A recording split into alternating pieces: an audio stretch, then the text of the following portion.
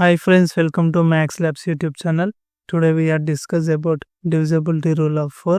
మనం ప్రీవియస్ వీడియోలో ఏం చేసినామంటే డివిజిబిలిటీ రూల్ ఆఫ్ 2 గురించి ఇన్ డీటెయిల్గా ఎక్స్ప్లెయిన్ చేసుకున్నాం.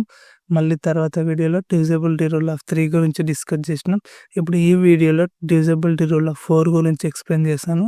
ఫుల్ డీటెయిల్గా ఎగ్జాంపుల్స్ తోటి డెఫినేషన్ తోటి మంచిగా అర్థమయ్యేటట్టు ఎక్స్ప్లెయిన్ చేస్తాను. ఈ వీడియో లాస్ట్ వరకు చూడండి. ఇప్పుడు డివిజిబిలిటీ రూల్ ఆఫ్ 4 గురించి చూద్దాం. దీని డెఫినేషన్ ఏంటంటే last 2 digits is divisible by 4 అంతే. దీని డెఫినేషన్ ఏంది సింపుల్గా చెప్తా. ద లాస్ట్ 2 డిజిట్స్ అంతే. ద లాస్ట్ 2 డిజిట్స్ ఇప్పుడు ఒక పెద్ద నెంబర్ ఉందనుకో, దాంట్లో లాస్ట్ 2 డిజిట్లు 4 టేబుల్తో డివిజిబుల్ అయితే ఆ నెంబర్ మొత్తం 4 టేబుల్తో డివిజిబుల్ అవుతుంది అని అర్థమైందా? ఒక ఎగ్జాంపుల్ తీసుకొని మీకు చెప్తాను చూడండి.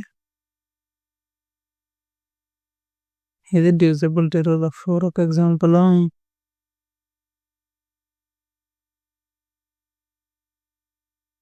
అప్పుడు ఎట్లా, ఇప్పుడు దాన్ని మొత్తం మనం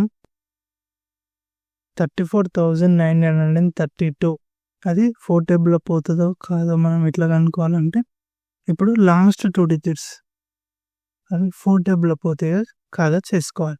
32 4 టేబుల్లో ఎప్పుడు పోతుంది? 8 అంటే ఈ నెంబర్ మొత్తం 4 తోటి డివైడ్ అవుతుంది అని అర్థమైందా?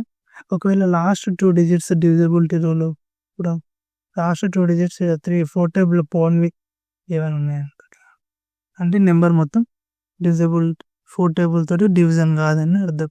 దీని మీనింగ్ అర్థమైందా? ద లాస్ట్ 2 డిజిట్స్ని మాత్రమే చెక్ చేయాలి. అర్థమైందా? ప్రీవియస్ వీడియోలో మనం ఏం డిస్కస్ చేసినాం? డివిజిబిలిటీ రూల్ ఆఫ్ 2 గురించి 3 గురించి డిస్కస్ చేసినాం. ఈ వీడియోలో డివిజిబిలిటీ రూల్ ఆఫ్ 4 గురించి కూడా అర్థమైంది అనుకుంటున్నా. ఈ వీడియో నచ్చితే లైక్ చేయండి, షేర్ చేయండి, సబ్స్క్రైబ్ చేయండి.